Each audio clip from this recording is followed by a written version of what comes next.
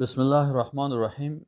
قاعده 89 مفهوم افعال و صفات را تفویض نماییم. تفویض به معنای واگذاری و در اصطلاح حکم نمودن به مجهول بودن کیفیت آن می باشد. چی معنی؟ در این قاعده اوت میگه که ما و شما مسلمان ها مفهوم از افعال، یعنی کیفیت از افعال به الله سبحانه و تعالی بگذاریم که الله سبحانه و تعالی ذات با عظمت است و او خودش کیفیت افعالش میفهمه.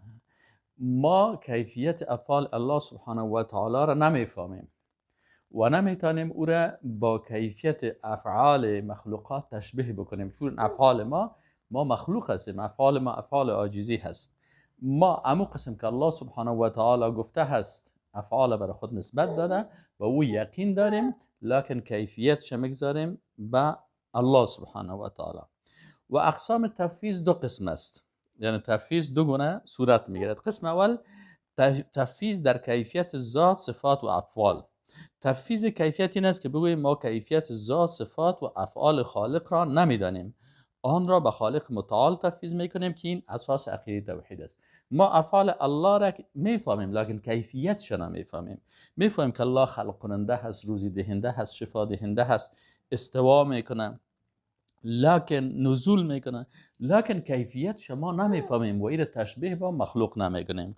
و قسم دوم تفویض در معنا هست. تفویض در معنای افعال و صفات که کسی بگوید ما معنایش رو نمیدانیم. چطور ما معنای افعال میفهمیم لکن کیفیتش نمیفهمیم؟ اینجا فرق است بین ازی که معنای یک فعل نفهمی.